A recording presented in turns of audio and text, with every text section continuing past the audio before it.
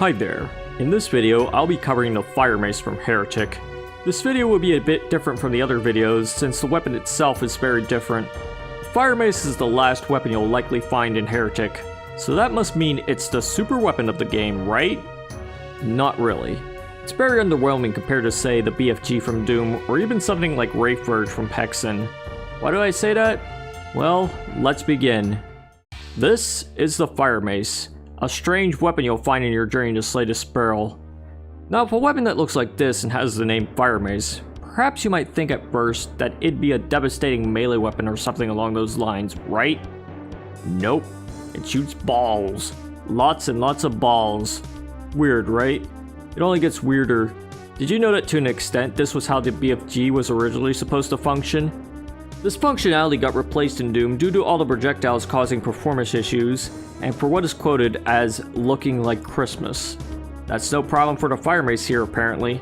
You would have needed a higher end computer to handle all the balls on the screen in 1994 though, but at least the hardware required to handle them was starting to become a little bit more affordable by then. Anyway, most of the spears you'll fire from this weapon are small spears that do 2 to 16 damage with a median of 9. However, the weapon has about an 11% chance to spawn a large sphere while firing. The large spheres do 6 to 48 damage with a median of 27. Both types of spears are affected by physics, so once they land on solid surfaces, they'll bounce around. The thing about the large spheres though is that they spawn 2 small mace spears when they bounce, and that's every time they bounce too. These small mace spears, however, do more damage than the ones fired by your weapon, about 4 to 32 damage with a median of 18. So your best usage of the unpowered weapon is probably in a wide open room with plenty of enemies, so your spheres have an opportunity to bounce around. The unpowered Firemace fires at 700 shots per minute, or around 11.66 shots per second. When you're just hitting the enemy with all your spheres directly, you can theoretically do between 28 to 227 DPS. This is including the probability of firing large spheres, albeit rounding the true damage down a bit. In practice, however, you may do approximately 125 to 140 DPS in most situations. When you're taking advantage of that bounce, you can do a theoretical 38 to 309 DPS, or perhaps a more practical approximate of 160 to 180 DPS. Quite a little boost to this weapon's damage, huh? While not the biggest boost, it should be noted when you have an opportunity to use it. The ideal distance to fire a weapon from an enemy to achieve this amount of damage should be around 300 map units away. Speaking of map units, your small spears will travel at 700 map units per second, while the large ones travel at a slower 350 map units per second. The small spears summoned by the large sphere upon bouncing travel at an even slower 245 map units per second. This weapon isn't ideal for flying enemies like gargoyles and disciples, since they rarely if ever go anywhere near the ground. You want to use it on ground enemies due to its ability to be spammed, even more so than a hell staff. You want to watch out though, since the spears will disappear when they land on water. Save the bouncing for solid surfaces when you can. Alright, so the weapon seems pretty weak so far, right? What happens when you power it up though? Well, it becomes the bringer of death it's supposed to be. Yeah, that's right, it shoots huge spheres that consume 5 ammo per shot and do 10,000 damage to any non-boss enemy. Not only that, but it will actively seek an enemy upon bouncing. When you use it on boss enemies, however, it does a comparatively much weaker 18 to 144 damage with a median of 81. The powered version fires 175 shots per minute, or around 2.91 per second. With that in mind, you can theoretically do between 52 to 419 DPS to a boss with this weapon, although practically you may more likely be doing approximately 200 to 230 DPS. Not the best investment for bosses when there are so many better alternatives. But hey, you can fire the powered up version at this Sparrow, and it will try to seek him even while he's teleporting like crazy though. There are some more peculiarities with this weapon. It has a 75% chance to randomly spawn on any map that features it, and even then, it'll be spawning in a random spot every time. Theoretically, there's a chance that you may never come across this weapon as a result. As you can see, you aren't missing out on too much, except for the powered up version of course. But even then, that one has some problems still. Not only that, but all the balls are physical, so they don't do damage to ghost enemies either way. Sheesh, you call this a super weapon, Raven? Or wait a minute, it isn't even mentioned in the manual. I think they're trying to keep this weapon a secret, or trying to hide their shame. When you first pick up the Firemace, you'll start with 50 or 75 ammo depending on the difficulty. You also might come across ammo for the weapon too, whether or not the weapon spawns on the map, or even in some cases where the weapon isn't supposed to be on the map at all. Looking at you, E3M8. These pickups are mace spheres and piles of mace spheres. Wait a minute, aren't they both technically piles of mace spheres? This weapon never ceases to not make sense. Whatever. You'll get 20 or 30 ammo from the mace spheres, and 100 or 150 ammo from a pile of mace spheres. You can carry a maximum of 150 ammo or 300 with a bag of holding. Since this weapon chews through ammo like crazy, you might want to save up those big balls for later. I should mention some other important things about this weapon. In multiplayer, this weapon is rather good. Powered up, it can even kill a player who's using a Ring of Invincibility. The only way it doesn't kill a player is when they're equipped with a Chaos device. When you shoot a player with that item, you'll only half their health and make them instantly use the Chaos device. That means if you're firing a Firemace at someone with a Chaos device and happen to be on top of a spawn point, the Chaos device user can potentially telefrag you. That's crazy, isn't it? In version 1.0 of Heretic, all the other spots where the Firemace could have been had enemies or items. If there wasn't a Firemace in a spot where it could be in episode 2, a Were-Dragon would take its place instead. In episode 3, there were Ophidians in place of the empty Firemace spots. So that means you could have opened a secret area only to reveal an enemy inside of it. Some of the secrets were even potentially bugged as a result of this, because some secret sectors could be stuck due to the placement of enemies. You would have been hard pressed to get 100% of everything with that particular glitch. The Tome Firemace in this version was also capable of insta-killing Iron Liches too. I suppose it was a bug, but perhaps it was put in deliberately at one point until a developer decided that the powered Firemace was too good against the Liches. It definitely would have been very ammo efficient, but at least you can still delete them with the Phoenix Rod with a similar ammo investment. So this is usually the part where I do all the damage calculations with the enemies. Since this weapon is so different, I'll be doing a different way of calculating damage. First off, it kills all non-boss enemies in one hit when powered up, so telling you that during this part would probably be redundant, don't you think? Even more so than my Phoenix Rod damage calculations. Also, with the chance of spawning large spears from the Firemace, I'll be including that statistical edge in the minimum and maximum hits, including what may happen if you put a single bounce in here and there too. That edge also includes the median damage as well, which might explain why it might look a bit different than the true medians of the minimum and maximum hits.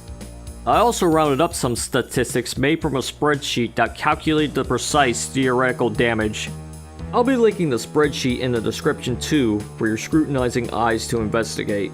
Alright, let's begin. The gargoyles with their 40 health will most likely take 3 to 17 direct hits to kill with a median of 4. With bounces factor in, those theoretical numbers drop to 2 to 13 with a median of 3. It might be hard to get that bounce in though, since the gargoyles are airborne enemies and might just fly over those bouncing balls, so you might be forced to fight them with direct hits if the situation calls for it. Fire gargoyles with their 80 health will take 5 to 33 direct hits to put down with a median of 8. With bounces factored in, the numbers drop to 4 to 25 with a median of 6. Like the regular gargoyles, they too are flying enemies, so good luck hitting these flying boys with the bouncing balls too. Golems, however, are easier to take down with the Firemace. While they have the same amount of health as a fire gargoyle, and require the same amount of shots, their size and the fact that they're landed will make it much easier to get that bounce in with the large spears. When encountering ghost golems with the Firemace, well, don't. Nitro golems with their 100 health will take 6 to 41 direct hits with a median of 10 to put down. Including bounces lowers that to 4 to 31 with a median of 7. Of course, they're also landed enemies, so it'll be easier to hit them with this thing. Unless they're ghost enemies. In that case, you can't hit them at all. Undead warriors with their 200 health will take 11 to 82 direct hits with a median of 19 to kill. Again. With bounces factored in, that amount lowers to 8 to 61 with a median of 14. That bounce is definitely starting to make a difference here, so make sure to incorporate it when fighting these bony boys. Unless they're ghosts. Yeah. Disciples with their 180 health will take 10 to 74 direct hits with a median of 17 to kill. With bounces factored in, that lowers to 7 to 55 with a median of 13. The Disciples have two problems though. 1, they're flying, and 2, they flicker a lot between ghostly and non-ghostly states. Some of your balls might go right through them, so be careful about that. Saber Claws with their 150 health will take 8 to 62 direct hits with a median of 14 to kill. With bounces factored in, that amount lowers to 6 to 46 with a median of 11. Thankfully, these enemies are much more straightforward, as are all the other basic enemies. No ghostly states or flying from here on out. Were-dragons with their 220 health will need 12 to 91 direct hits with a median of 21 to kill. With bounces factored in, that amount lowers to 9 to 67 with a median of 15. These guys are really big, so as long as they don't expertly dodge your bouncing balls, you should be able to hit them easily. Ophidians with their 280 health will take 15 to 115 hits with a median of 26 to kill. With bounces factored in, that amount lowers to 11 to 85 with a median of 19. These guys are still tanky no matter what, so a powered up Firemace might be a good investment when you want to clear them up quick. Now for the boss enemies. As mentioned before, the powered up Firemace only does 18 to 144 damage to them, so I'll be including the amount of powered spears to kill them this time. Iron Liches with their 700 health need 36 to 287 direct hits with a median of 64 to kill. With bounces factored in, that amount lowers to 27 to 211 with a median of 47. The Iron Liches are not flying enemies, at least in vanilla. Don't let their hovering looks fool you. The bounces work as well as them as any other enemy. Since the nerf to the powered Firemace means you'll be doing a non-insta-kill amount of damage to them, you'll need 5 to 39 powered hits with a median of 9 to put them down. Molotovs with their 3000 health need 154 to 1230 direct hits with a median of 274 to kill. With a single bounce, that lowers to 113 to 904 with a median of 201. That's still a lot though, huh? Well, it gets worse. You need 21 to 167 powered spears to kill them. Just remember how much ammo each individual powered spear consumes when considering that amount. Sheesh. Now for the Sparrow. This serpent with its 2000 health needs 103 to 820 direct hits with a median of 183 to put down. With a single bounce, that amount lowers to 76 to 603 with a median of 134. Powered up, you need 14 to 112 shots with a median of 25 to put this beast down. Not as bad as the Molotov, but not good either. The Sparrow has 3500 health, so he'll need 180 to 1435 direct hits with a median of 319 to put down. Including some bounces, that amount lowers to 132 to 1055 with a median of 235. Still not good. It gets worse. He needs 25 to 195 powered up shots to kill. Well hey, on the bright side, those big balls might seek for him as he teleports around like crazy, right? It should also be noted that the Firemace can't even be found on the map where you fight the Sparrow if you're doing a wand start. So for someone like me who almost always wand starts at this point, this information is almost useless. But hey, this isn't the first time I've delved into useless information, and it probably won't be the last. So that's the Firemace. If it wasn't supposed to be the hidden ultimate weapon, it wouldn't be too bad. Since it is though, it's very underwhelming compared to some of its counterparts in other games. It's good in multiplayer due to its spammability and powered up balls being able to kill just about everyone, and the powered up version is generally good against most non-boss enemies as I've mentioned before. You can use the unpowered version as a way to save ammo for all your other weapons if you want. Just remember to utilize the bounce for that extra edge and damage whenever you can. That's all I have for you guys for now. And with that, we have covered all the weapons in Heretic. Special thanks to my Discord R&D department for helping me calculate the statistical damage for this weapon. I would have gone insane doing it myself. The next videos in this series may be covering some of the items from the game, or perhaps some of the enemies. If you liked the video, thumb it up. If you want, you can support me with my Ko-fi link in the description. Never necessary, but always appreciated. Thanks for watching, and until next time, toodaloo.